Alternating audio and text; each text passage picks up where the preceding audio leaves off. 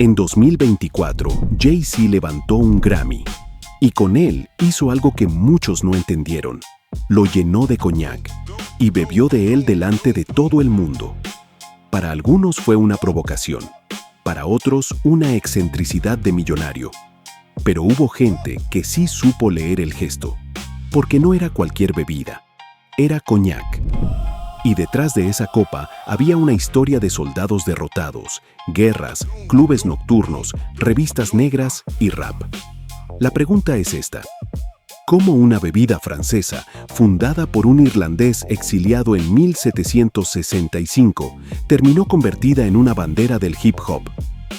Para entenderlo, hay que volver al principio, a un soldado derrotado, a un pueblo llamado Cognac, y a una botella que todavía no sabía en qué se iba a convertir. 1745. La brigada irlandesa carga en Fontenoy. Los soldados irlandeses que huían de su país tras cada derrota militar los llamaban los gansos salvajes. Luchaban ahora bajo bandera francesa. Entre ellos, un joven de County Cork llamado Richard Hennessy. Richard no era comerciante, era soldado. Un soldado que había perdido su tierra, su rey y su futuro en una guerra que no era la suya. Y como todos los exiliados, necesitaba algo que hacer con las manos cuando las armas ya no servían. En 1765, ya rondando los 40 y muchos, Richard se instaló en Cognac. No era un empresario de manual, era un soldado irlandés exiliado intentando empezar de nuevo. Fundó una pequeña casa comercial de brandy. No imaginaba que estaba creando la marca de coñac más vendida del mundo. Lo que sí sabemos es lo que ocurrió cuando Richard envió sus primeras barricas al otro lado del Canal de la Mancha.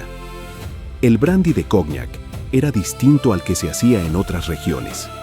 La tierra calcárea, el clima, el río, todo conspiraba para crear un aguardiente que envejecía mejor que ningún otro. Y los británicos, que siempre saben reconocer un buen trago, especialmente si viene de un irlandés, lo compraron por barriles enteros. Richard murió en 1800. Su hijo James tomó el relevo.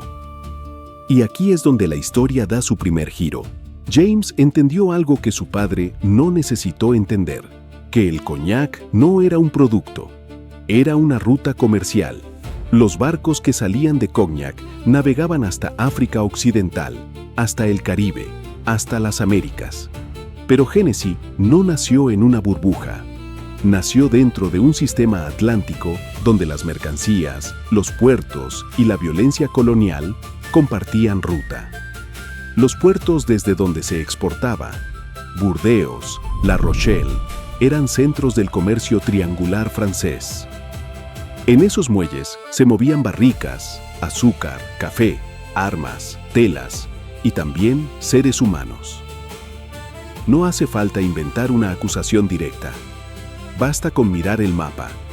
Los mismos muelles, las mismas bodegas, las mismas rutas marítimas que transportaban personas esclavizadas también transportaban barricas de coñac. Hennessy creció dentro de un sistema donde el comercio y la esclavitud compartían las mismas rutas oceánicas.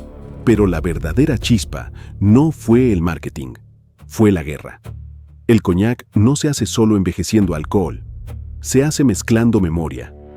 Una barrica puede tener fuerza, otra, perfume, otra, madera, otra, fruta. El maestro mezclador no busca una bebida perfecta. Busca que Hennessy sepa a Hennessy aunque pasen 100 años. Y ahí entran los Filiux.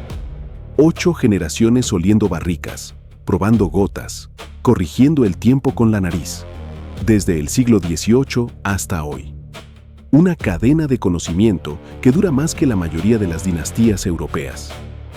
En las bodegas de Cognac hay una frase preciosa: la parte de los ángeles. Cada año, una pequeña parte del aguardiente se evapora de las barricas. No se vende, no se bebe, se pierde en el aire. Y ese aire, dicen, es el olor de Cognac. La creación final de Jan Filiux, el último gran maestro mezclador, Se llamó Hennessy 8, un coñac que mezcla aguardientes de cada una de las 8 generaciones. Solo se hicieron 250 decantadores. Y hay otro dato. Hennessy no solo vendía botellas, también ayudó a inventar el idioma con el que hoy entendemos el coñac. En 1817, el futuro Jorge IV, todavía príncipe regente, pidió un coñac especial. No quería el brandy corriente. Quería algo más viejo, más pulido, más noble. Hennessy le preparó un lote y lo etiquetó con 4 letras. VS o P. Very Superior Old Pale. Traducción libre. Muy superior, viejo y pálido. Lo que en plata significa que el aguardiente más joven de la mezcla tiene al menos 4 años de barrica. En 1865, la casa simplificó la cosa con un sistema de estrellas. 3 estrellas, coñac bueno. 5, el mejor de la bodega. En 1870, Maurice Hennessy, nieto de Richard, creó el X o Extra Old. Hoy, la ley francesa exige un mínimo de 10 años de envejecimiento para llevar esas 2 letras. Lo que empezó como un capricho de un futuro rey se convirtió en la escalera de prestigio con la que el mundo entero compra coñac. VS o P, X o Horse Dash. Cada peldaño es una promesa de tiempo. Para mediados del siglo XIX, Hennessy exportaba a China. 1859. Mientras la Guerra Civil Americana todavía no había estallado, ya había barricas de coñac navegando hacia Shanghái. 1917. La Primera Guerra Mundial. Francia necesita soldados. Estados Unidos envía tropas. Y entre esas tropas hay soldados negros que sirven en unidades segregadas. La unidad más famosa fue el 369 Regimiento de Infantería, los Harlem Hellfighters. Eran estadounidenses, pero combatieron integrados con los franceses porque su propio ejército no quería tratarlos como iguales, y aún así aguantaron 191 días en primera línea. Más de 1.500 bajas. Esos soldados descubrieron el coñac. No era una bebida de blancos para ellos. Era el sabor de un país que, por primera vez en sus vidas, no los trataba como ciudadanos de segunda. Volvieron a Harlem con un gusto adquirido, con una memoria líquida de un lugar donde fueron libres. 1944. Segunda Guerra Mundial. La escala fue mucho mayor. Más de 1 millón de afroamericanos sirvieron en las Fuerzas Armadas de Estados Unidos y decenas de miles cruzaron el Atlántico. Muchos llegaron a Europa no como héroes de cartel, sino como camioneros, estibadores, cocineros, mecánicos, soldados de apoyo.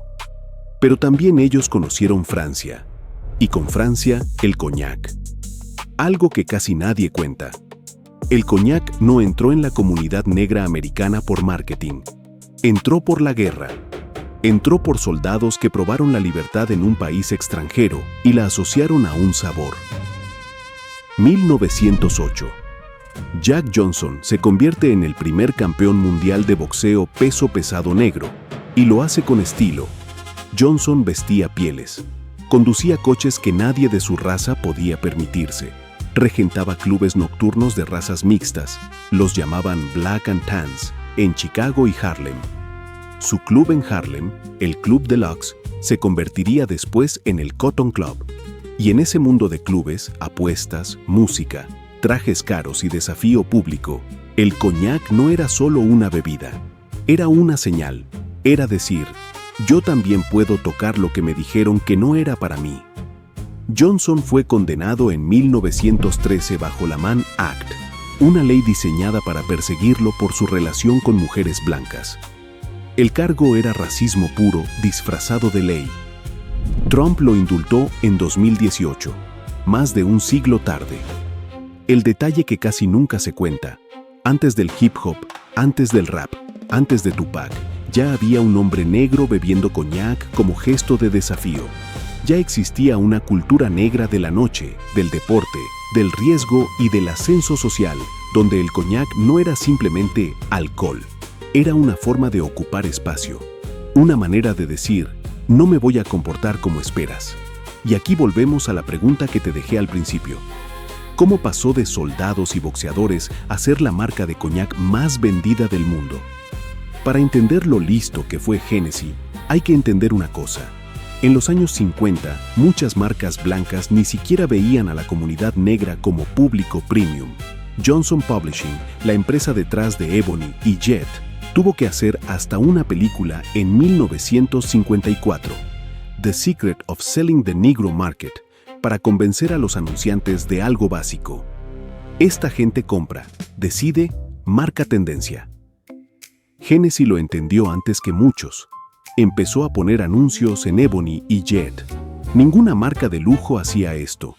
Nadie más veía a la comunidad negra como un mercado para productos premium. Hennessy no fue adoptada por la comunidad negra. La marca cultivó deliberadamente esa relación. Puso su nombre en las revistas que los hogares negros leían. Dijo explícitamente, vosotros sois nuestro público. Y cuando la comunidad afroamericana creció en poder adquisitivo, Hennessy ya estaba ahí. No tenía que conquistar a un nuevo mercado, ya era la marca de ese mercado. Años 90. El hip hop explota. Y con él, el coñac. Tupac lo mencionaba. Snoop Dogg lo bebía en sus vídeos.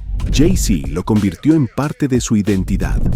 El coñac dejó de ser la bebida que mi abuela tomaba y se convirtió en el símbolo del éxito negro. En Estados Unidos, el coñac llevaba décadas muy presente dentro de la cultura negra. Por eso, cuando el hip hop empezó a mencionarlo una y otra vez, no estaba inventando la conexión desde cero. La estaba amplificando. Y el círculo se cerró cuando Jay-Z fundó D'ussé, su propio coñac, con Bacardi en 2012. El mismo Jay-Z que abría esta historia bebiendo de un Grammy. Pero la verdadera chispa no fue el marketing, fue la guerra, fue un boxeador rebelde. Fue una decisión comercial en 1955 que nadie más se atrevió a tomar.